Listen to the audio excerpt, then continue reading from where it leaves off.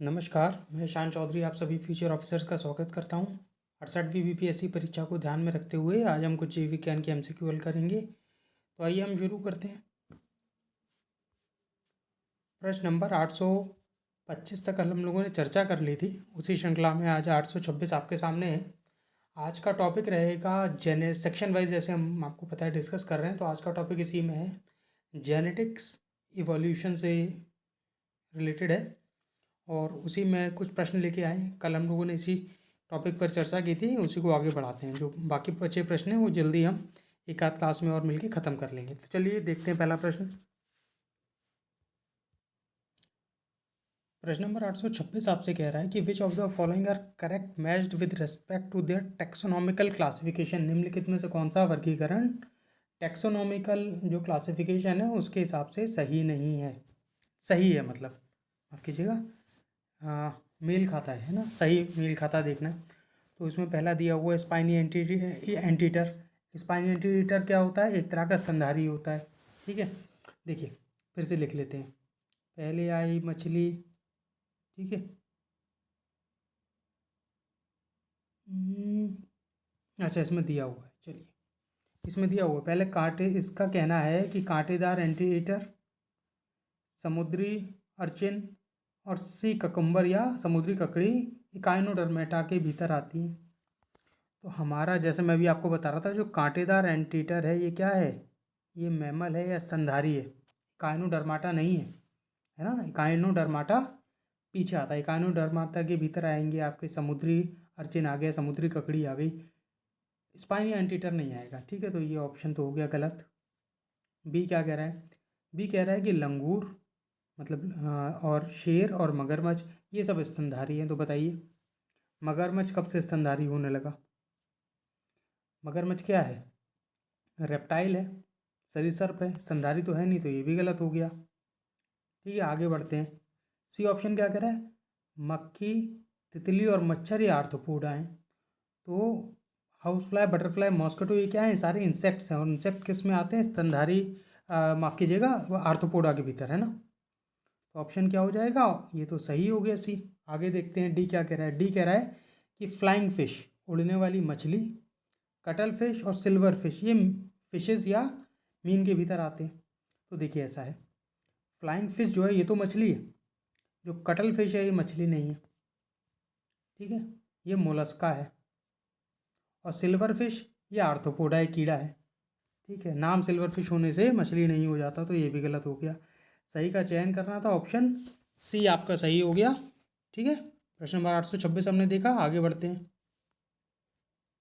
प्रश्न नंबर 827 आपके सामने है। प्रश्न नंबर 827 कह रहा है mutation rates are affected by, जो उत्परिवर्तन की दर है वो किससे प्रभावित होती है? आपके ऑप्शन इसमें दिए हुए हैं। एक्सरे, ऑप्शन बी कह रहा है गामा और बीटा विकिरण या बीटा रेडिएशन, ऑप्शन सी तापमान, जीन का आकार, या उपरोक्त में से कोई नहीं, एक से अधिक। तो ये म्यूटेशन की प्रक्रिया है, उत्परिवर्तन है, किस में होता है? ये होता है हमारे डीएनए में परिवर्तन आने की वजह से। कुल मिला के किस में परिवर्तन आ जाएगा? जीन में। जो जीन है वो बदल जाएंगे। ठीक है, तो क्या होगा? जो कोई भी जीव है, जब जीन बदल जाएंगे तो जीव बदलने लगेगा, है ना, और नुकसानदायक होगा कई मामलों में। तो आइए देखते हैं। अब देखिए हमें पता है कि एक्सरे और गामा और बीटा इन तीनों से जो ये विकिरण है, रेडिएशन है, इनसे उत्परिवर्तन की प्रक्रिया होती है और ये कैंसर उत्पन्न करते हैं मनुष्य में, है ना। तो इनसे क्या होगा? उत्परिवर्तन की प्रक्रिया होगी। तो ए और बी तो ठीक है, मैंने एक साथ इसीलिए ले लिए हैं। ऑप्शन हालांकि अलग अलग है, परंतु तीनों से होता है और तीनों ही एक तरह के विकिरण हैं अलग अलग। ठीक है, आगे बढ़ते हैं। ऑप्शन सी आपका कह रहा है तापमान और जीन का आकार। इस पर बात करते हैं। देखिए तापमान से भी म्यूटेशन की जो दर है वो प्रभावित होती है ना। दर की बात हो रही है, रेट की। कैसे? तो म्यूटेशन की जो दर है इसको अगर हम आर से लिख लें तो ये क्या होगा? और टेम्परेचर दिखा रहा है तापमान टी, तो ये इन्वर्सली प्रोपोर्शनल है ना। मतलब टेम्परेचर बढ़ाएंगे तो म्यूटेशन की जो दर है, रेट है, इसमें कमी आएगी। और ये कब होता है? जब डेवलपमेंट स्टेज होती है किसकी? एम्ब्रियो की। जो भ्रूण है उसका जब डेवलपमेंट होता है तब ये म्यूटेशन का जो दर है ना, ये तापमान के हिसाब से बदलता है। अगर तापमान कम होगा तो म्यूटेशन की दर बढ़ेगी। ठीक है, ये हो गई बात तापमान की। तो कुल मिला के तापमान असर डाल रहा है। तीनों हो गए। डी क्या करे? जीन का आकार। तो जीन का आकार भी करेगा। ठीक है, कैसे? ये भी इन्वर्सली प्रोपोर्शनल होगा कि अगर जीन का आकार मान लीजिए जी है तो ये भी दर के अगेंस्ट होगा, है ना। मतलब जीन का साइज बढ़ेगा तो म्यूटेशन की रेट या उत्परिवर्तन की जो दर है उसमें कमी आएगी। तो कुल मिला के ये भी प्रभावित हो रहा है। ऐसी स्थिति में जब हमारे चार ऑप्शन सही है तो उसका सही उत्तर क्या होगा? ऑप्शन ई, एक से ज़्यादा सही। ठीक है, प्रश्न नंबर 827 हमने देखा। आगे बढ़ते हैं। प्रश्न नंबर 828 आपके सामने है। प्रश्न क्या पूछ रहा है देखिए कि who prove that DNA is basic genetic material. किसने सिद्ध किया था कि डीएनए एक मूल आनुवंशिक पदार्थ है? तो आपके ऑप्शन इसमें क्या क्या है? पहला कह रहा है वॉटसन और क्रिक। ये सारे वैज्ञानिकों के नाम है ना। वॉटसन और क्रिक हो गया, ग्रिफिथ हो गया, बॉवरी और सटन हो गया, या हर्शे और चेज हो गया। ये वैज्ञानिक दिए हुए हैं, तो आपको बताना है। देखिए, वॉटसन और क्रिक ने क्या दिया था? जो डीएनए का संरचना कैसी होती है इसके बारे में बताया। तो क्या बताया था? कि डबल स्ट्रैंडेड स्ट्रक्चर होता है डीएनए का। हम लोगों ने याद किया था कि डी से डबल, डी से डीऑक्सी और डी से डीएनए। इसको याद रखिएगा। ठीक है, तो जो आरएनए में कैसा होगा? Single strand. तो स्ट्रैंड क्या होता है? ये सीढ़ी नुमा जो संरचना है डीएनए की, इसको बताया था वॉटसन और क्रिक ने। ठीक है, ग्रिफिथ ने क्या दिया था? तो ग्रिफिथ ने कहा था, इनका इनका दिया हुआ सिद्धांत की बात कर रहे थे। तो जैसे वॉटसन क्रिक का डबल स्टैंडर्ड डीएनए का स्ट्रक्चर था, ग्रिफिथ ने दिया था ट्रांसफॉर्मिंग प्रिंसिपल, है ना। ट्रांसफॉर्मिंग का सिद्धांत दिया था। अब ये क्या सिद्धांत कहता है? इन्होंने कहा था कि जो बैक्टीरिया है या जो जीवाणु है वो क्या करेगा कि जो बदलाव की प्रक्रिया है, जो ट्रांसफॉर्मेशन की जो प्रक्रिया है, उसमें क्या करेगा ये?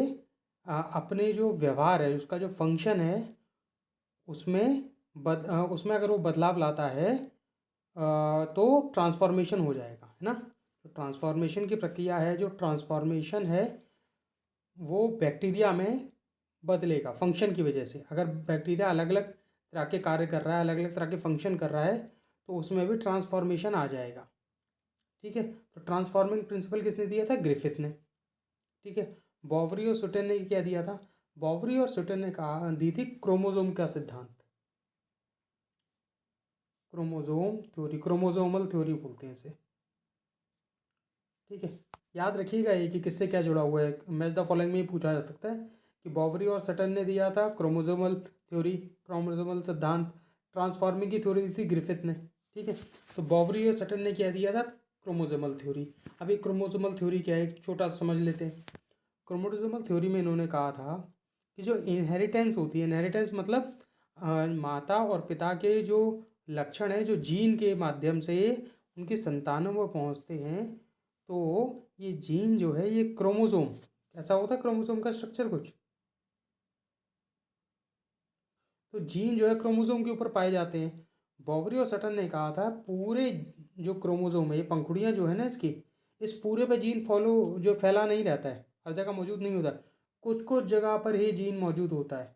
ये खोज के बताया था बॉवरी और सटन ने, और उन्होंने दी थी क्रोमोसोमल थ्योरी। ठीक है, कि विशेष जगहों पर ही मौजूद रहेगा। और जो हर्ष और चेज है, इन्होंने कहा था कि जो डीएनए है ये मूल आनुवंशिक पदार्थ है ना। देखिए, हर्ष और चेज ने जब अपना ये सिद्धांत दिया, ठीक है, इससे पहले ये माना जाता था कि जो प्रोटीन होता है वो जेनेटिक मटेरियल होता है या वो आनुवंशिक पदार्थ है। तो हर्ष और चेज ने बताया कि प्रोटीन नहीं, डीएनए है जो मुख्य आनुवंशिक पदार्थ है या मूल आनुवंशिक पदार्थ है। ठीक है, प्रश्न नंबर 828 का ऑप्शन हो गया डी। आगे बढ़ते हैं। प्रश्न नंबर 829 आपके सामने प्रश्न कह रहा है कि भोजन की अंतिम श्रृंखला जो है वो कौन सी है। आपके देखिए इसमें ऑप्शन दिए हुए हैं। लास्ट चेन ऑफ फूड या फूड चेन का लास्ट कौन सा है वो पूछ रहा है। तो ऑप्शन आपके हो गए सेकेंडरी कंज्यूमर, है ना, द्वितीय उपभोक्ता, या निर्माता हैं कि अब घटक हैं, या डिकम्पोजर्स हैं, या प्राथमिक उपभोक्ता हैं। तो देखिए सबसे पहले क्या होगा, सूर्य की किरणें पड़ेंगी, प्रकाश संश्लेषण फोटोसिंथेसिस होगा, पेड़ हैं खाना बना रहे हैं अपना, पेड़ को खाया निर्माता ने या प्रोड्यूसर ने, जिसमें हर्बीवोर्स या शाकाहारी जीव आ गए। इसको खा गए कौन, शेर चीते, ठीक है, जिनको कहा जाता है सेकेंडरी कंज्यूमर। ठीक है, ये प्राइमरी कंज्यूमर हो गया पहला चरण, शाकाहारी जीव। कार्निवोर दूसरा चरण, द्वितीय उपभोक्ता, ये प्रोड्यूसर हो गए आपके जो खाना बना रहे हैं।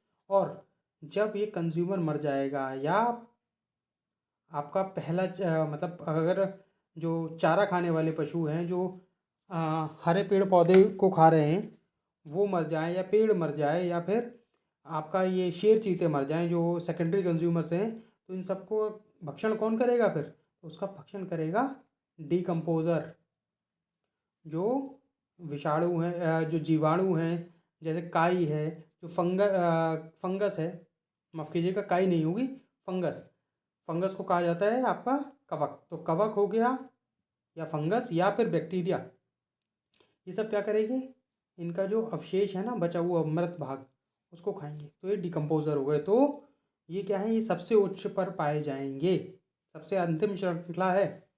और डिकम्पोजर के खाने के बाद गैसों में तब्दील हो जाता है, ये मीथेन छोड़ देते हैं, है ना, कार्बन डाइऑक्साइड छोड़ देंगे, तो उस फॉर्म में, उस रूप में ये वातावरण में वापस पहुंच जाते हैं न्यूट्रिएंट्स। ठीक है, तो सबसे ऊपर कौन हो गया, डिकम्पोजर्स, ऑप्शन सी। प्रश्न नंबर 829 का सही उत्तर हो जाएगा ऑप्शन सी। हम लोग आगे बढ़ते हैं। 67 और 68 बीपीएससी के लिए मेंस क्लासेस हमारे यहाँ 3 अक्टूबर से शुरू हो गई हैं, और 68वीं बीपीएससी परीक्षा जो फरवरी में उन्हें निर्धारित है उसके लिए 2 अक्टूबर से हमारे यहाँ क्लासेस शुरू हो गई हैं।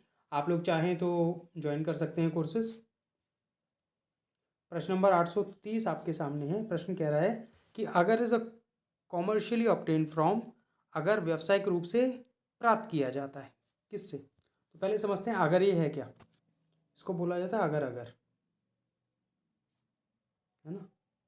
और ये जेल एक प्रकार का, अगर आप लोगों ने किसी ने बालों वाला जेल देखा है जो ट्रांसपेरेंट सा होता है, पारदर्शी होता है, और कुछ लोग उसको अपने बालों में लगाते हैं बाल खड़े करने के लिए, है ना, तो ये उसी प्रकार, उसके प्रकार क्या क्या है, वो ये जेल है कुल मिला के। और ये जेल क्या करता है, इसका इस्तेमाल होता है प्रयोगशाला में। वैज्ञानिक लोग क्या करते हैं, कांच की पेट्री डिश होती है, एक तस्तरी समझ लीजिए छोटी सी, है ना, इस प्रकार की कुछ, इसमें क्या करते हैं, सो अगर अगर को डाल देते हैं, और इसमें इसको उगाते हैं किसको, सूक्ष्म जीवों को, जो कवक हो गए, या जो शैवाल हो गए, या जो जीवाणु हो गए, उनको उसमें उगाते हैं प्रयोगों के लिए, है ना। तो माइक्रो ऑर्गेनिज्म को ग्रो किया जाता है अगर अगर के ऊपर, अगर जेल में, तो इसका उपयोग होता है प्रयोगशालाओं में, लेबोरेटरीज में। तो अब पूछा जा रहा है कि ये किससे प्राप्त किया जाता है, क्या ये भूरे शैवाल से प्राप्त किया जाता है, क्या ये लाल शैवाल से प्राप्त किया जाता है, क्या ये अजोला नामक शैवाल से उत्पादित होता है, क्या ये नीले हरे शैवाल से उत्पादित होता है। तो ये जो अगर अगर है ये उत्पादित होता है लाल शैवाल से, रेड एल्गी से। ठीक है, और लाल शैवाल हो गया या जो रेड एल्गी है, ये क्या है, एक मेन, जो कह दीजिए मेन स्पीसीज़ है कि लाल दिखने वाली का ही लाल शैवाल होगी। इसमें भी अलग अलग वैरायटी होते हैं, दो के नाम बता देते हैं चाहे तो याद रख सकते हैं। एक तो हो गया ग्रासिलिया, यहाँ लिख देते हैं ग्रासिलिया, ग्रासिलेरिया, ठीक है। और एक हो गया गैलिडियम,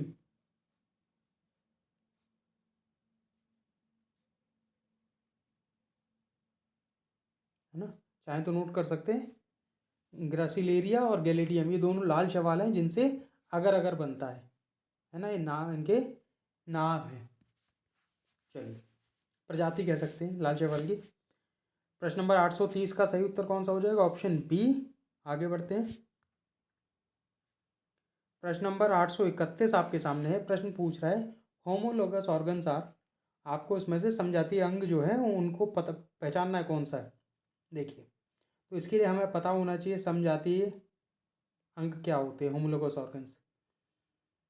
तो ये ऐसे होते अंग होते हैं या जो ऐसे ऑर्गन्स होते हैं जिनका काम तो भिन्न है, परंतु फंडामेंटली वो एक ही जगह मौजूद है। कहने का तात्पर्य है कि उगे एक ही जगह से हैं पर काम भिन्न भिन्न है। ठीक है, अब इसके जब उदाहरण समझेंगे अभी ना ऑप्शन में, तब और अच्छे से समझ में आएगा। चलिए, जैसे मतलब एक ही जगह मौजूद हैं अलग अलग जीवों में, परंतु कार्य अलग अलग है ना, उसको देखते हैं। तो कह रहा है मछली के गलफड़े और बंदर के फेफड़े। तो देखिए, अब इसमें फ़र्क क्या है कि मछली के गलफड़े किस लिए प्रयुक्त होते हैं? पानी में सांस लेने के लिए। बंदर के फेफड़े कहाँ इस्तेमाल हो रहे हैं? हवा में सांस लेने के लिए। परंतु इनकी जो पोजीशन है या इनकी जो लोकेशन है वो एक जगह की नहीं है, एक जगह से नहीं उपजे। मछली के जो गलफड़े होते हैं ये मछली के सतह पे पाए जाते हैं, ऊपर, है ना।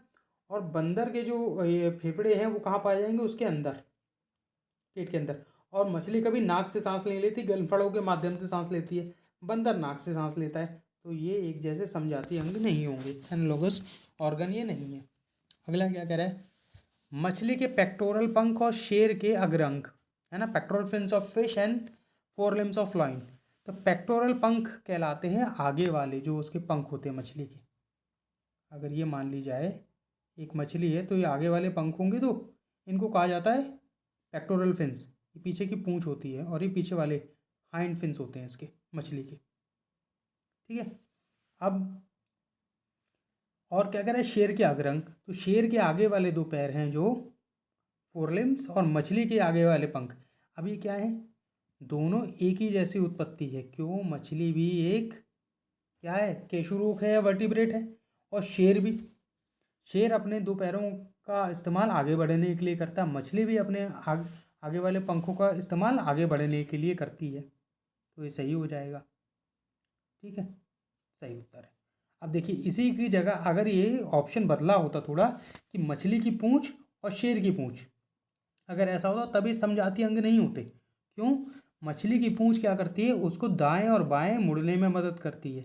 पर शेर की जो पूंछ है वो उसको दाएं और बाएं मुड़ने में मदद नहीं करती, है ना। शेर की पूंछ इसलिए होती है वो अपने ऊपर से मक्खी वगैरह को उड़ा सके, साथ ही साथ जब वो दौड़ता है तो उसका बैलेंस बनाती है जिससे वो एक तरफ लुढ़क ना जाए मुड़ते समय। ठीक है, चलिए ऑप्शन सी क्या कह रहा है? कीड़े और चमगादड़ के पंख। तो देखिए, यहाँ दोनों ही जो प्रजातियाँ हैं या दोनों जातियाँ हैं ये भिन्न भिन्न है। चमगादड़ क्या है? चमगादड़ एक स्तनधारी है। कीड़ा क्या है? आर्थ्रोपोडा है। कीड़े के पैर होते हैं 6, चमगादड़ के होते हैं 2। क्यों? आगे वाले जो 2 हाथ हैं वो तो पंखों में बदल गए, और कीड़े के आगे वाले पैर तो मौजूद होते हैं। कीड़े के तो पीठ के ऊपर पंख निकले रहते हैं ना, वो अलग हो गए, तो समजातीय अंग नहीं होंगे। ये कैसे होंगे? ये होंगे एनालॉगस ऑर्गन। अब उनके बारे में भी बताएंगे। ऑप्शन देख लें फिर देखते हैं। ऑप्शन डी कह रहा है टिड्डी और कबूतर के पंख। तो ये कुछ सामान्य सा ही है। अगर कबूतर के पंख और चमगादड़ के पंख होते तो ये बात एक जैसी हो जाती, तभी समजातीय अंग होते। तो आशा करता हूँ समजातीय अंग आपको समझ में आए होंगे। ऐसे अंग जिनकी उत्पत्ति एक ही जगह से हुई है पर दिखने में अलग अलग हैं, काम अलग अलग कर रहे हैं। और ऐसे अंग जिनकी उत्पत्ति अलग जगह से हुई है ना, फंडामेंटली कहीं और से निकले हैं पर काम एक जैसा कर रहे हैं। जैसे कीड़े और चमगादड़ के पंख हो गए, टिड्डी और कबूतर के पंख हो गए, ये या मछली के गलफड़े और बंदर के फेफड़े हो गए, सब क्या है? एनालॉगस ऑर्गन है। इनको अच्छे से समझ लीजिएगा, एग्जाम में गलती नहीं होनी चाहिए। बड़ा फेवरेट प्रश्न है पीसीएस का। ठीक है, एनालॉगस। प्रश्न नंबर 831 का सही ऑप्शन हो गया बी। आगे बढ़ते हैं। प्रश्न नंबर 832 आपके सामने है। प्रश्न पूछ रहा है genes for colour blindness is located in वर्ण अंधता के लिए जीव जो जीन होता है वो कौन सा होता है या कहाँ स्थित है? तो देखिए, पहली बात, जो कलर ब्लाइंडनेस है, जो वर्ण अंधता है, इससे मिलती जुलती एक बीमारी है रतौंधी या नाइट ब्लाइंडनेस, वो होती है विटामिन ए की कमी से। और ये जो है बीमारी, ये होती है जीन्स की कमी की वजह से, मतलब माता पिता के द्वारा अपनी संतानों में ये बीमारी पहुंचा दी जाती है। ठीक है, तो ये किसके माध्यम से पहुंचेगी? जाहिर सी बात है, जीन की वजह से। तो हमारे जो शरीर है इसमें, मनुष्य में 23 जीन पाए जाते हैं, जिसमें से 22 तो होते हैं ऑटोजोम्स या समरूपी, और एक होता है सेक्स क्रोमोजोम जो 23वां होता है, 23rd, है ना, वो होता है सेक्स क्रोमोजोम, जो ये निर्धारित करता है कि बच्चा जो पैदा हो रहा है वो लड़का होगा कि लड़की होगा। ठीक है, उसी के बारे में पूछ रहा है। तो एक्स गुणसूत्र 23 में कौन कौन से होंगे? एक्स होगा, एक्स एक्स हो सकता है, या फिर एक्स वाई हो सकता है। ठीक है, एक्स एक्स होगा तो लड़की होगी, एक्स वाई होगा तो लड़का होगा। ठीक है, तो वाई और एक्स की बात हो रही है। अब पढ़ते हैं। अब इसमें ऑप्शन कह रहा है कि क्या ये एक्स गुणसूत्र की से जो है ट्रांसफ़र होता है ना, या इसी में किसकी वजह से होता है, या 18वां गुणसूत्र, 18वां गुणसूत्र हो गया कौन सा, ये 22 वाले में, है ना, एक जैसे होते हैं। सी क्या कह रहा है, वाई गुणसूत्र, तो ये भी क्रोमोसोम का हिस्सा हो गया, ये दोनों 23 के भाग हो गए, 18वां और 21वां ये दोनों 22 वाले में आ गए। समझ पा रहे हैं कैसे? 1 से लेकर 22 तक गिनती लिख लीजिए, वो सब एक जैसे होंगे, समरूपी होंगे। और जो 23वां होगा ये एक्स एक्स भी हो सकता है, एक्स वाई भी हो सकता है, सेक्स क्रोमोसोम होंगे, तो उसके भीतर एक्स और वाई आएंगे, है ना, सी और ए ऑप्शन। अब देखिए, ये सबको हटा देते हैं, है ना। अब समझते हैं। देखिए, एक्स और एक्स ये माता के, और एक्स और वाई पिता के। तो जब अगली संतान होगी तो उससे क्या होगा, अगर लड़की होगी अगली संतान तो पिता से ये एक्स आएगा, माता से एक्स आएगा, तो लड़की जो होगी ये एक्स एक्स हो जाएगी। ठीक है, अब यहाँ जानकारी के लिए इसमें भिन्नता करने के लिए x1 कर देते हैं, होगी लड़की, इसको अलग मत समझिएगा। ठीक है, और अगर लड़का संतान होगी तो माता से आएगा x, पिता से आएगा y। ठीक है, अब अगर माता का मान लीजिए ये जो x आ रहा है ये खराब वाला है, इसको माता को हो भी सकता है वर्णांतता हो, वर्णांतता औरत में या माता में कब होगी, जब दोनों उसके जो एक्स जीन्स हैं इनमें दिक्कत होगी, उसी केस में केवल लड़की को दिक्कत होगी या उसको वर्णांतता होगी। पर अगर पिता का केवल ये एक्स वाला भी खराब है तो ये अपने लड़के को दे देगा, या लड़की को दे सकता है, लड़की को तो खैर नहीं देगा, लड़की में एक्स जो है माता से आ रहा है। ठीक है, तो ये एक्स जो है लड़की को देगा। पर जो पुत्री है उसका केवल एक ही जीन खराब होगा इस स्थिति में। पर अगर माता के दोनों एक्स खराब हैं और उसने एक भी दिया लड़के को, तो लड़का कैसा होगा, उसमें वर्णांतता आ जाएगी। ठीक है, तो वर्णांतता किससे रिलेटेड हो गई, एक्स गुणसूत्र से, एक्स क्रोमोसोम से। वाई गुणसूत्र से कभी भी वर्णांतता नहीं होती, 18वां और 21वां भी नहीं होगा। क्यों? ये सेक्स क्रोमोसोम का भाग नहीं है, ये 22 वाले जो ऑटोसोम्स हैं उसका भाग है, जो समरूपी होते हैं एक दूसरे से, है ना। ठीक है, प्रश्न नंबर 832 का समझाने की छोटे में कोशिश की है, आशा करता हूँ आइडिया लग गया होगा। चलिए, प्रश्न नंबर 832 का सही उत्तर हो जाएगा ऑप्शन ए। आगे बढ़ते हैं। प्रश्न नंबर 833 आपके सामने, ये बात कर रहा है ममीज़ की। अब ये घर वाली माताश्री नहीं है, ममीज़ का मतलब हो गया जो मिस्र था या जो इजिप्ट था उसमें जो लोग मर जाते थे, और वो जो मिस्रवासी थे वो इस बात में विश्वास रखते थे कि मरने के बाद भी आदमी दूसरी दुनिया में ज़िंदा हो जाता है, इसलिए उसके शरीर को वो लोग संजो के रखते थे। ठीक है, मम्मियों पर ज़्यादा नहीं जाएंगे, अपने बायोलॉजी के मतलब का जो है उसको इस्तेमाल कर लेते। तो अभी क्या कह रहा है कि जो मम्मी के अवशेष मिले हैं, जो रिमेन्स ऑफ मम्मीज़ मिली है, उससे हमें क्या पता चलता है, वो क्या बताते हैं, क्या ये ऐतिहासिक खुलासे करता है, इतिहास के बारे में बताता है, क्या ये प्रिजर्वेटिव टेक्निक के बारे में बताता है कि उस समय जो मम्मी को संभालने का तरीका था, तो उसके ऊपर जो लेप लगाया जाता था या जो ऑइंटमेंट लगाया जाता था, जिससे वो मम्मी 5,000 साल पुरानी भी उसी स्थिति में, जिस स्थिति में उसको लपेटा गया था काफ़ी हद तक। ठीक है, वरना अगर ज़मीन में गाड़ दिया जाए या किसी ताबूत में बंद करके रख दिया जाए तो हड्डियों के ढांचे के अलावा कुछ नहीं मिलेगा, है ना। तो एक विशिष्ट प्रकार का वो लोग लेप लगाते थे, उसके बारे में जानकारी मिलती है कि वो कौन सा ऐसा लेप था। फिर इवोल्यूशनरी रिलीव होती है, विकासवादी विकास कैसे हुआ इसके बारे में खुलासा होता है। जाहिर सी बात है 5,000 साल में मनुष्य के शरीर में क्या बदलाव आए इसके बारे में तभी पता चल पाएगा जब 5,000 साल पहले का ना केवल हड्डियाँ बल्कि उसके साथ कुछ खाल और अंदर की संरचना के बारे में पता चलेगा।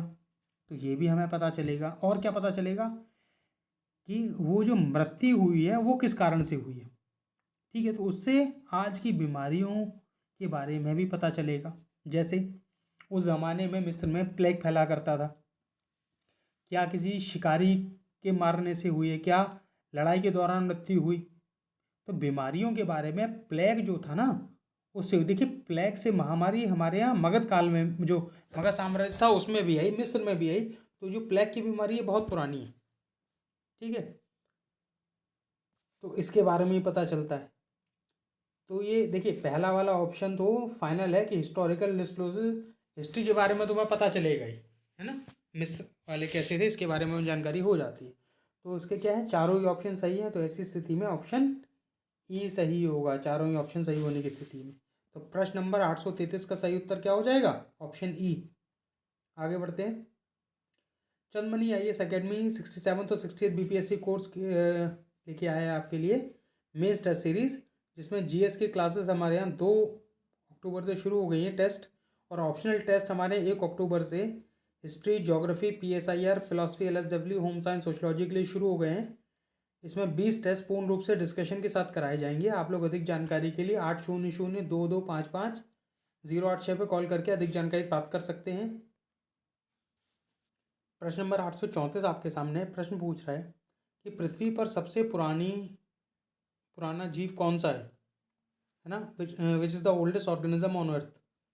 अब आपके इसमें ऑप्शन दिए हुए हैं, क्या है अमीबा है, क्या है नीला हरा शैवाल है, क्या है जीवाणु है, क्या है युग्लिना है, या उपरोक्त में से कोई नहीं, एक से अधिक।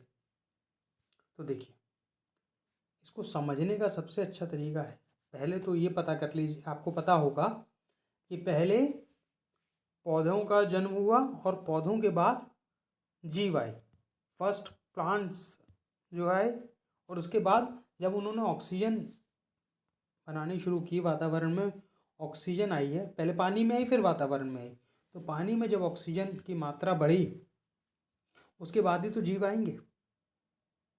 ठीक है, तो सबसे पहले क्या है, पौधे आए, और पौधे में भी हमने पढ़ा है सबसे पहले क्या आएंगे, थैलोफाइटा, और थैलोफाइटा के अंदर क्या आता है आपका नीला हरा शैवाल या ब्लू ग्रेन एल्गी शैवाल आएंगे, है ना। और ये आपका सही उत्तर होगा। अब देखिए क्यों नहीं होंगे बाकी, अमीबा, युग्लिना, ये दोनों क्या हैं, प्रोटोजोआ के भीतर आते हैं। और हमने पढ़ा है कि सबसे पहले कौन सा आया था, एक कोशीय जीव है, और एक आपका ये है जीवाणु। और जीवाणु जो होता है एक ऐसा प्रोकार्योटिक सेल है, प्रिमिटिव है। तो पहले प्रोकार्योट्स आए, उसके बाद यूकार्योट्स आए, हैं दोनों ही एक सूक्ष्म जीवी हैं, एक कोशिकीय जीव हैं, पर यूकोरियोट्स जो हैं इनमें कोशिकांग पाया जाता है, इनमें कोशिकांग नहीं होता। तो इनसे इनका निर्माण हुआ है ना धीमे धीमे, इसलिए ऑप्शन बी आपका सही उत्तर होगा।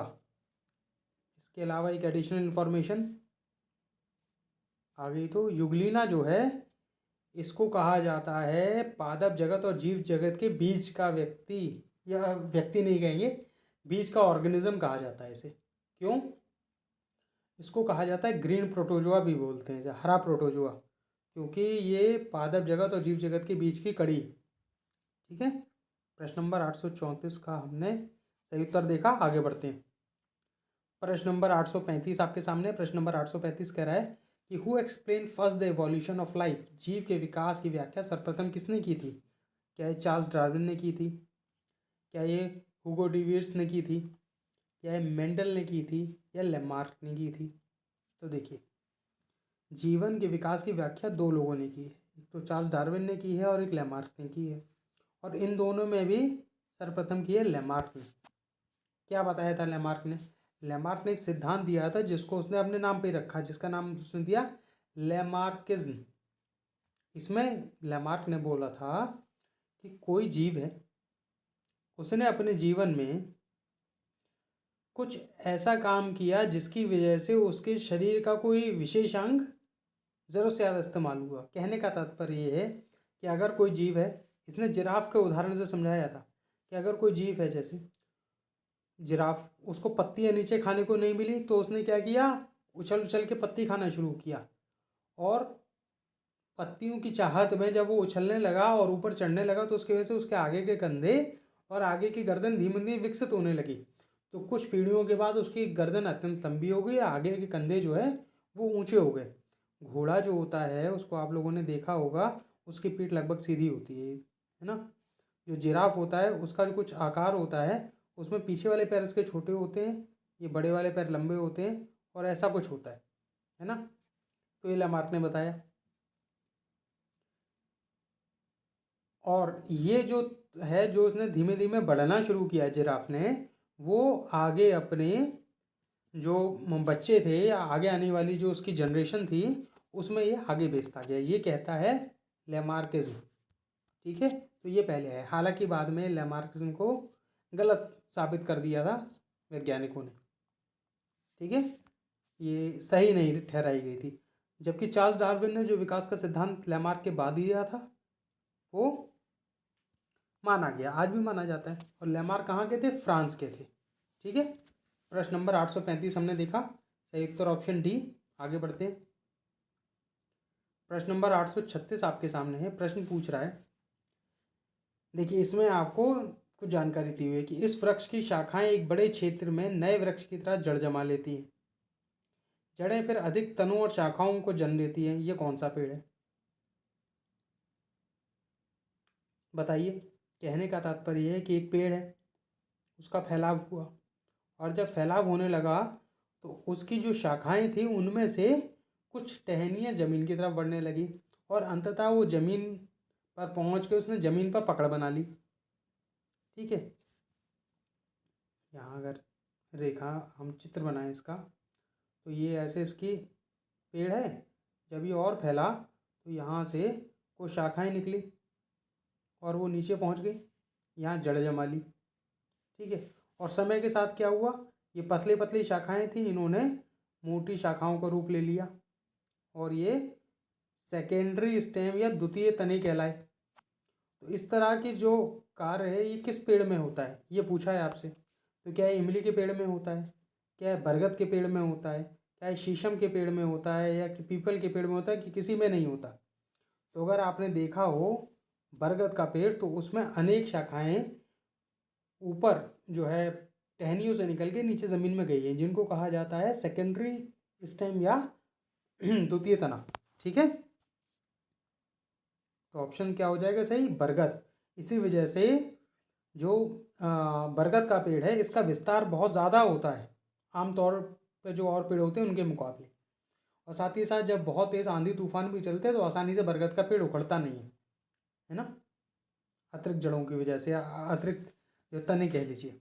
प्रश्न नंबर 836 का सही उत्तर क्या हो जाएगा, बेनियन। आगे बढ़ते हैं। प्रश्न नंबर 836 हमने देखा, आगे बढ़ते हैं। चलिए, प्रश्न नंबर 837 आपके सामने है। प्रश्न क्या कह रहा है कि विषाणुओं के बारे में निम्नलिखित में से कौन सा कथन सत्य है या सही है। Which one of the following statements out virus is correct. सही की हमें खोज करनी है, तो आइए देखते हैं। आपका ऑप्शन ए क्या कह रहा है कि विषाणु परजीवी होते हैं, तो जाहिर सी बात है विषाणु परजीवी तो होते ही हैं। और परजीवी का सीधा सीधा तात्पर्य कि किसी और जीव के ऊपर आक्रमण करके अपना जो पोषण है ये उसी से लेते हैं, उसी से प्राप्त करते हैं।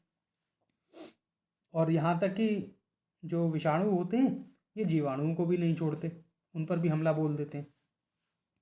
तो ऑप्शन ए तो सही लग रहा है। आगे बढ़ते हैं।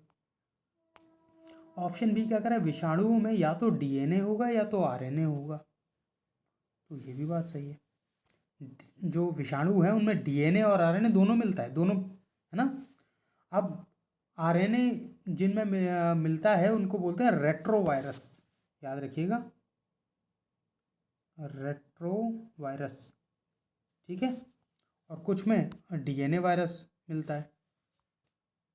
ठीक है, तो ऑप्शन बी भी ठीक है। अब सी क्या कह रहा है, ऑप्शन सी कह रहा है विषाणुओं को अपनी उपापचयी प्रणाली होती है ना, के पास अपनी, और virus possess their own metabolic system. अब देखिए ऐसा है कि इसमें अगर अपनी उपापचयी प्रणाली होगी तो कैसे काम चलेगा? यही तो सबसे बड़ी वायरस के साथ है स्थिति कि ये मृत और जीवित दोनों के बीच की जो रेखा होती है उसमें पाए जाते हैं। ना ये पूरी तरह जीवित है ना पूरी तरह मृत है। जब ये किसी अपने होस्ट के ऊपर या जिस पर ये निर्भर कर रहे हैं उस पर होते हैं तो इनमें मेटाबॉलिक एक्टिविटीज़ होंगी, ये आपस में डिवाइड करेंगे, रिप्रोडक्शन होगा इनमें सेक्सुअली, सही, ठीक है, विभाजन होगा। परंतु अगर ये किसी जीव के ऊपर नहीं है तो उस समय ये मृत स्थिति में होते हैं, ना इनमें कोई मेटाबॉलिक स्थिति या उपापचय की कोई स्थिति होती है, ना ही इनमें विभाजन होता है। तो ये तो गलत हो गया। ऑप्शन डी क्या कह रहा है कि एंटीबायोटिक दवाओं द्वारा विषाणुओं को आसानी से मारा जाता है। Viruses are readily killed by antibiotics. तो देखिए ऐसा भी नहीं है, ठीक है। क्यों? जो एंटीबायोटिक हैं इनका सीधा सीधा क्या मतलब है? एंटीबायोटिक्स मतलब बायोटिक हो गया ऐसी चीज़ जो जीवित है। तो आमतौर पर एंटीबायोटिक का इस्तेमाल होता है बैक्टीरिया को मारने के लिए, ठीक है, और विषाणु एंटीबायोटिक से नहीं मरते हैं। तो ये ऑप्शन भी गलत हो गया। और ऐसी स्थिति में जब हमारे एक से ज़्यादा ऑप्शन सही है तो उसका सही उत्तर क्या हो जाएगा? ऑप्शन ई, ठीक है। प्रश्न नंबर 837 का सही उत्तर ऑप्शन ई। आगे बढ़ते हैं। चंदमनी IAS अकेडमी BPSC 68वीं जो होने वाली है उसके लिए क्लास और टेस्ट सीरीज़ लेके आया है, जिसमें GS की क्लासेस हमारे यहाँ 2 अक्टूबर से शुरू हो गई हैं और इसमें 41 टेस्ट पूर्ण रूप से डिस्कशन के साथ कराए जाएंगे। आप लोग अधिक जानकारी के लिए 8002255086 पर कॉल करके अधिक जानकारी प्राप्त कर सकते हैं। प्रश्न नंबर 838 आपके सामने है। प्रश्न कह रहा है कि who propose that the first form of living come from pre existing non living molecule. कहने का मतलब है कि किसने प्रस्तावित किया था कि जीवन का पहला रूप पहले से मौजूद निर्जीव अणुओं से होता है? तो क्या ये डार्विन और लैमार्क ने कहा था? तो देखिए हमें ये बात पता है कि डार्विन और लैमार्क ने क्या दिया था? इवोल्यूशन का सिद्धांत, विकासशील सिद्धांत के बारे में बात की दोनों ने अपने अपने हिसाब से। तो ये तो नहीं होगा। प्रश्न समझ में आ गया? एक बार थोड़ा प्रश्न को बताते थे। कहने का मतलब है कि 2 प्रकार होते हैं, एक लिविंग होते हैं, नॉन लिविंग होते हैं। या तो जीवित होगा जो मृत होगा। तो कौन सा ऐसा वैज्ञानिक है जिसने ये कहा था कि जो मॉलिक्यूल हैं कौन से इनऑर्गेनिक है ना, उनसे ऑर्गेनिक का निर्माण हो रहा है, मृत से जीवित का निर्माण हो रहा है, इसके बारे में किसने कहा था? सर्वप्रथम ऐसा हुआ था, है ना। चलिए ऑप्शन बी कह रहा ऑपरेन और हेल्डेन। तो ऑपरेन और हेल्डेन ने क्या कहा था? ये तो नहीं कहा था, तो कुछ तो कहा होगा, उसके बारे में बता देते हैं। ऑपरेन और हेल्डेन ने, ठीक है, ये तो नहीं होगा। ऑपरेन और हेल्डेन ने क्या कहा था?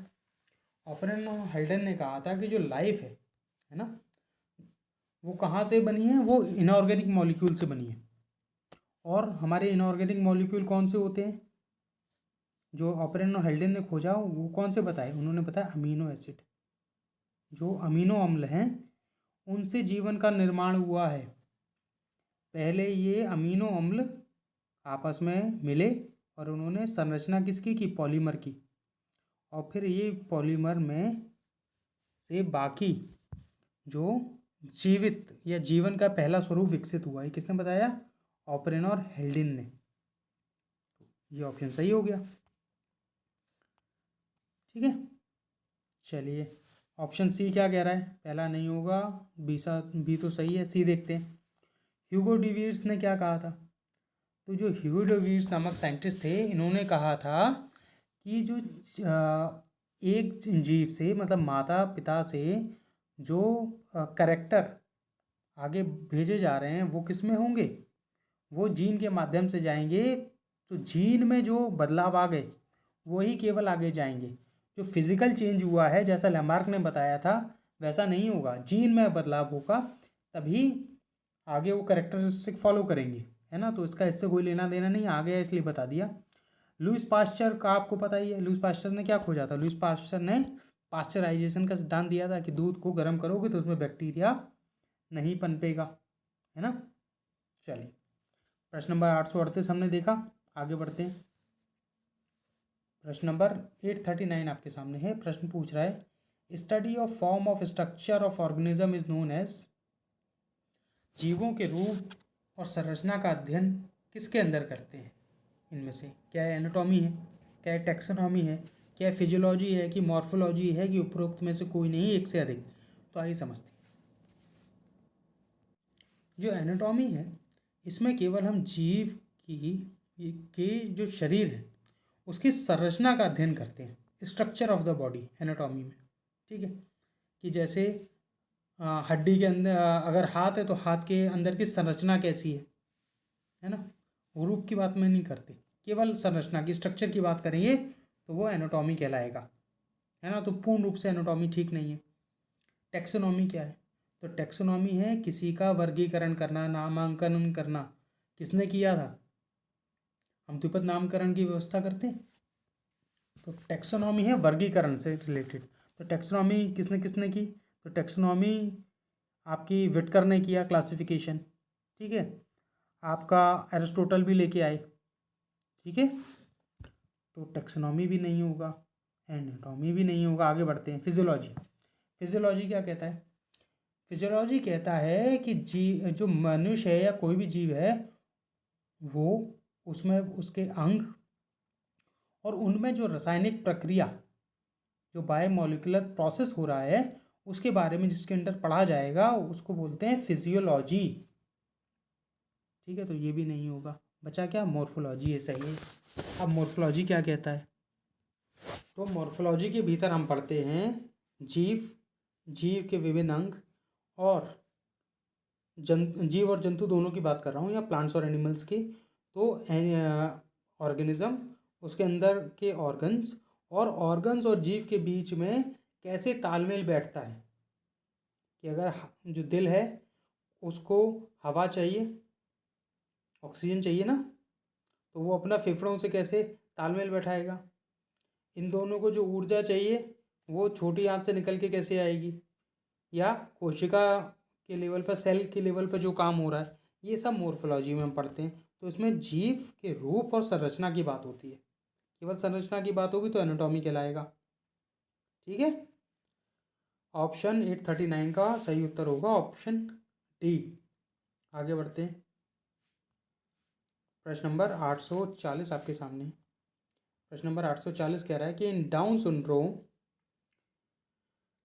Of male child the sex complement is. नर बच्चे के डाउन सिंड्रोम में लिंग पूरक होता है। देखिए प्रश्न को ध्यान से पढ़िएगा तो आपको क्या पता चलेगा कि जो डाउन सिंड्रोम की व्यवस्था है वो कहीं ना कहीं किससे, जीन से रिलेटेड है ना। तो ये कोई डिफिशियंसी डिसीज़ नहीं है, किसी की कमी से नहीं हो रही, किसी परजीवी से नहीं हो रही है, ठीक है। अब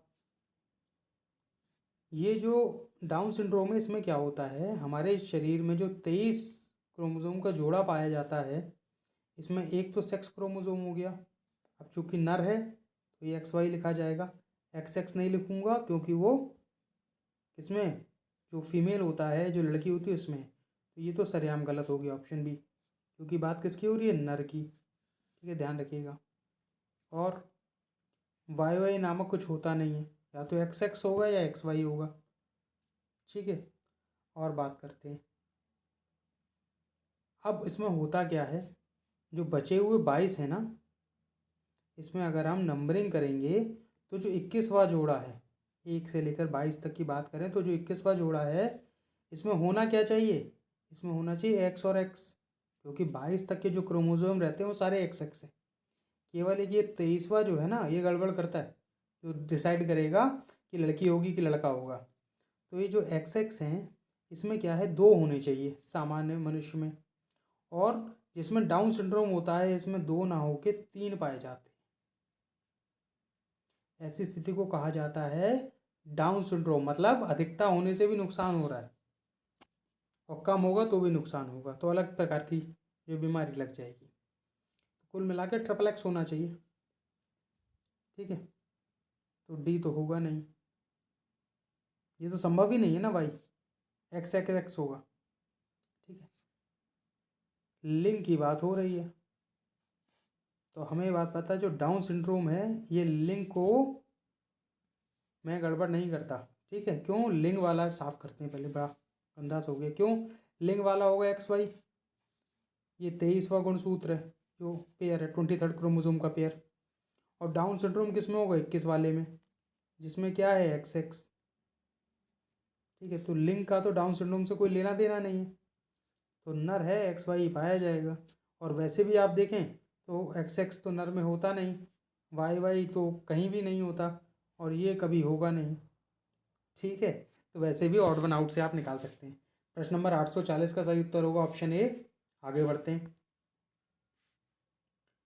प्रश्न नंबर 841 है। प्रश्न नंबर 841 कह रहा है the largest flower found is known as, देखिए सीधा सीधा फैक्ट बेस्ड क्वेश्चन है, कि सबसे बड़ा फूल जो पाया जाता है उसका नाम क्या है। क्या इसका नाम म्यूसा है, क्या रफलेसिया है, क्या ये टेकोमा है, क्या पिटूनिया है, क्या उपरोक्त में से कोई नहीं, एक से अधिक। तो देखिए इसका सही उत्तर है रेफ्लेसिया, ठीक है। याद करिएगा, डायरेक्ट समझने वाला कुछ नहीं है। इतना बता देते हैं कि रेफ्लेसिया को एक दूसरे नाम से और जाना जाता है, जिसका नाम है कॉप्स फ्लावर। कॉप्स को हिंदी में कहते हैं मुर्दा। क्यों, क्योंकि ये जो रेस्फेलिया है ना, इसके पास से ऐसी दुर्गंध आती है जैसे कोई लाश सड़ रही हो, ठीक है। आप विचित्र इसके पास आसपास खड़े नहीं रह सकते, इतनी बदबू आती है, इसलिए इसको कॉप्स फ्लावर भी बोलते हैं, या मुर्दा जैसी दुर्गंध आती है इसके पास, ठीक है। चलिए, प्रश्न नंबर 841 का हमने देखा सही उत्तर ऑप्शन बी। आगे बढ़ते हैं। चंदमनी IAS अकेडमी BPSC 67 और 68 के लिए लेके आया है mains optional course for history, geography, PSIR, philosophy, LSW, home science और सोशलॉजी के लिए। कोर्सेज 2 अक्टूबर से हमारे यहाँ शुरू हो गए हैं। आप लोग अधिक जानकारी के लिए 800-2255-086 पे कॉल करके अधिक जानकारी प्राप्त कर सकते हैं। प्रश्न नंबर 842 आपके सामने। प्रश्न कह रहा है कि पादप जगत का उभयचर किसे कहा जाता है। विच of the following is called amphibian of plant kingdom. आपके ऑप्शन दिए हुए हैं जिम्नोस्पर्म, ब्रायोफाइट्स, टेरिडोफाइट्स या थैलोफाइट। तो देखिए पादप जगत की जो बांटा जाता है, जो क्लासिफिकेशन है, उसमें सबसे पहले आएगा थैलोफाइटा। ये वो पेड़ हैं जिसमें जड़ नहीं होगी, पत्ती नहीं होगी, तना नहीं होगा। इसके भीतर कौन आएंगे, इसके भीतर आएंगे शैवाल, ठीक है, एल्गी आएगी इसके अंदर। टेरिडोफाइट्स कौन से होते हैं, टेरिडोफाइट्स वो पेड़ होंगे जिनमें तना होगा, पत्ती होगी, जड़ भी होगी, परंतु इसमें फल नहीं लगेगा, फूल नहीं होगा, ठीक है। ब्रायोफाइट्स कैसे होंगे, ब्रायोफाइट वो पेड़ होंगे जिनमें पत्ती होगी, जड़ होगी, तना नहीं होगा। और जिम्नोस्पर्म ऐसे पेड़ों को बोला जाता है जिनके फलों पर, फल कह रहे माफ कीजिएगा, जिनके बीज पर गूदा नहीं होता, फल नहीं पाए जाते उनके ऊपर, है ना। जो बीज होते हैं वो नेकेड होते हैं, इनको कहा जाता है नग्न बीज। वो किस में पाए जाते हैं, जिम्नोस्पर्म में। प्रश्न पर वापस आते हैं, उभयचर की बात करते हैं। तो पादप जगत का उभयचर या एम्फीबियन कहा जाता है प्लांट किंगडम का किसको, ब्रायोफाइट्स को। अब ऐसा क्यों कहा जाता है, ब्रायोफाइट्स आमतौर पर पानी के बिल्कुल आसपास पाए जाते हैं, जहाँ पानी बह रहा होता है वहाँ ये जमते हैं। कारण कि इनका जो सीड प्रोपोगेशन होता है, सीड तो इसमें आते नहीं, जो स्पोर प्रोपोगेशन होता है, मतलब ये क्या करता है कि जब स्पोर्स पैदा करता है ना भाई, अपनी भी तो तादाद बढ़ाएगा, तो जो स्पोर्स हैं इसके, ये पानी के माध्यम से आगे बह जाते हैं, और जहाँ जाके वो रुकेंगे वहाँ नया पेड़ बना लेंगे। तो उसको पानी की अति आवश्यकता होती है, लगभग पानी के बिल्कुल जो तट होता है वहाँ पर पाया जाता है, इसीलिए इसको उभयचर कहा जाता है। केवल सीधा सा केवल इतना सिद्धांत है इसका। तो प्रश्न नंबर 842 का सही उत्तर हो गया ऑप्शन बी। आगे बढ़ते हैं। प्रश्न नंबर 843। प्रश्न नंबर 843 आपसे कह रहा है कि latest ancestor of modern human is, आधुनिक मानव का नवीनतम पूर्वज कौन सा है। नवीनतम पूर्वज का मतलब है कि मान लीजिए ये बंदर से अगर आदमी बना है ना। तो ये धीमे धीमे कुछ ऐसा चला पहले झुक के, फिर धीमे धीमे कुछ ऐसा हो गया, फिर सीधा खड़ा होकर चलने लगा और उसकी लंबाई भी बढ़ गई। ठीक है, एक आप लोगों ने फोटो देखी होगी, कई बार दिखाते हैं कि कैसे एक बंदर बढ़ रहा है, कई बार दिखाते हैं इस चीज़ को। जो एक अल्फ़ाबेट अगर कंपनी का नाम सुना हो तो उसका प्रचार में आया करता था। ठीक है, चलिए, तो इसमें आपको नाम दिए हुए हैं Neanderthal man, Java man, Cro Magnon man, handy man और उपरोक्त में से कोई नहीं, एक से अधिक। तो ये चारों ही जो प्रजातियां दी हुई हैं ये अब आज के ज़माने में नहीं पाई जाती। आज के ज़माने में केवल एक ही मनुष्य की प्रजाति पाई जाती है जिसको कहते हैं हम होमो सैपियंस, है ना। बाकी सभी प्रजाति पौराणिक थी, अब ख़त्म हो चुकी है। आज का जो मनुष्य है उसका नाम है होमो सैपियंस। इस सबका जीनस जो है वो होमो ही है, आगे नाम फ़र्क हो गया है। जैसे निएंडरथल मैन है, इसका हो जाएगा होमो निएंडरथल। ठीक है, निएंडरथल कहाँ पाया जाता था? ये पाया जाता था दक्षिणी अफ्रीका में। जावा मैन ये पाया जाता था कहाँ? जहाँ जावा के द्वीप पाए जाते हैं, है ना, आइलैंड्स ऑफ जावा। कहाँ पर है? इंडोनेशिया के पास, इंडोनेशिया का ही भाग है कुल मिला के। ऑप्शन आपका सी कह रहा है क्रोमैग्नोन मैन। तो जो क्रोमैग्नोन मैन था यही आपका है सही उत्तर। ये हमारे जो आज का मनुष्य है उसका सबसे निकटतम रिश्तेदार है। ठीक है, क्रोमैग्नोन मैन। कहा जाता है कि हम इसमें जो जबड़ा था उसका जो साइज़ था वो छोटा था बाकियों के मुकाबले, और जो दिमाग था वो भी लगभग लगभग 1600 क्यूबिक इंच का था, है ना, 1600 क्यूबिक सेंटीमीटर का, क्यूबिक सेंटीमीटर का, या 100 इंच कह सकते हैं। ठीक है, आज के ज़माने में इंसान का दिमाग लगभग लगभग 1400 क्यूबिक सेंटीमीटर के आसपास पाया जाता है ना, तो लगभग आसपास था। ठीक है, और हैंडीमैन कहाँ मिलते थे? तो ये मिलते थे आपके सब सहारन में। सब सहारन बोला जाता है, आप सेंट्रल अफ्रीका में मान सकते हैं, है ना। चलिए, प्रश्न नंबर 843 हमने देखा, इसका सही उत्तर ऑप्शन सी। आगे बढ़ते हैं। प्रश्न नंबर 844 आपके सामने है। प्रश्न कह रहा है कि all are natural system except, आपको नीचे प्राकृतिक परितंत्र का चयन करना है कि इनमें से कौन सा नहीं है ना, मतलब एक से ज़्यादा भी हो सकते हैं नहीं। तो आइए ढूंढते हैं। पहला कह रहा है बगीचा, दूसरा वन, घास का मैदान, झीलें, या उपरोक्त में से कोई नहीं। कहने का तात्पर्य है ऐसा कौन सा इसमें से है इकोसिस्टम जहाँ पर परितंत्र है जो प्रकृति द्वारा नहीं बनाया गया है कुल मिला के। तो देखिए, वन प्रकृति ने दिए हैं, घास का मैदान प्रकृति ने दिया है, झीलें प्रकृति ने दी है, जो बगीचा है ये प्रकृति ने नहीं दिया, हमने खुद बनाया हुआ है अपने घर के बाहर। अब बगीचे में कौन सा परितंत्र होगा? तो छोटा बगीचा होगा तो उसमें आपको मेढक मिल जाएंगे, केचुआ मिल जाएगा, कुछ कीट होंगे, चिड़िया आके बैठ जाएंगे, उनका उपभोग कर लेंगे, चिड़िया उड़ के चली जाएगी। छोटा सा है, परितंत्र इकोसिस्टम पर है। ठीक है, तो प्रश्न नंबर 844 का सही उत्तर क्या हो गया? Option A. आगे बढ़ते हैं। प्रश्न नंबर 845 आपके सामने। प्रश्न नंबर 845 आपसे कह रहा है कि जैविक विकास के संदर्भ में सांपों के अंगों के नुकसान की घटना नहीं, नुकसान नहीं होगा। Loss of limbs in snake, मतलब जो उसके सांपों के पीछे वाले जो पैर थे, है ना, और आगे वाले पैर। सांप एक छिपकली से ही तो विकसित हुआ है। छिपकली के 4 पैर होते हैं, 2 आगे के 2 पीछे के। पर हम देखा कि सांप में कोई भी जो है पैर नहीं पाए जा रहे। तो कह रहे हैं कि सांप के जो पैर समय के साथ गायब हो गए, उसकी जो व्याख्या है वो उसमें से किसकी वजह से की जा सकती है ना। इवोल्यूशन सिद्धांत दिया था ना डार्विन और लेमार्क ने, देख लेते हैं। पहला कह रहा है नेचुरल सिलेक्शन, प्राकृतिक चयन, उसने खुद चयन किया। ऑप्शन बी कह रहा है use and disuse of organ, अंगों का उपयोग या अनुपयोग। ऑप्शन सी कह रहा है उपर्जित लक्षणों की विरासत, inheritance of acquired characteristics. D कह रहा है अडेप्शन टू लिव इन बरोज, बिलों में रहने की अनुकूलता। तो देखिए, ये जो सांप के पैर गायब हो गए आगे के और 2 पीछे के, ये सिद्धांत कहीं ना कहीं जो लेमार्क का सिद्धांत है उससे बड़े अच्छे से समझा जा सकता है। लेमार्क ने कहा था कि जैसे जैसे समय बढ़ेगा तो कुछ अंग जो जीव प्रयोग में ला रहा है या नहीं ला रहा है वो धीमे धीमे या तो विलुप्त हो जाएंगे या तो बदल जाएंगे। ठीक है, तो इस हिसाब से जो लेमार्क का सिद्धांत है उसके हिसाब से इसका सही उत्तर क्या होगा?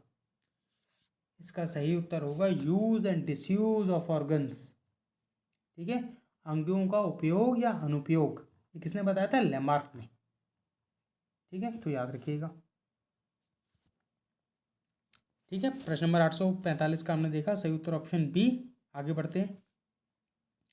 चंदमणि आईएएस एकेडमी 68वीं बीपीएससी परीक्षा के लिए लेके आया है जीएस टेस्ट और क्लास सीरीज, जिसमें 41 टेस्ट पूर्ण रूप से डिस्कशन के साथ कराए जाएंगे। आप लोग अधिक जानकारी के लिए 800-2255-086 पे कॉल करके अधिक जानकारी प्राप्त कर सकते हैं। चलिए, आज के लिए इतना ही। प्रश्न नंबर 845 तक हम लोगों ने चर्चा कर ली थी। कल हम लोग फिर मिलेंगे, प्रश्न नंबर 846 से श्रृंखला को आगे जारी रखेंगे। तब तक के लिए आप सभी का धन्यवाद।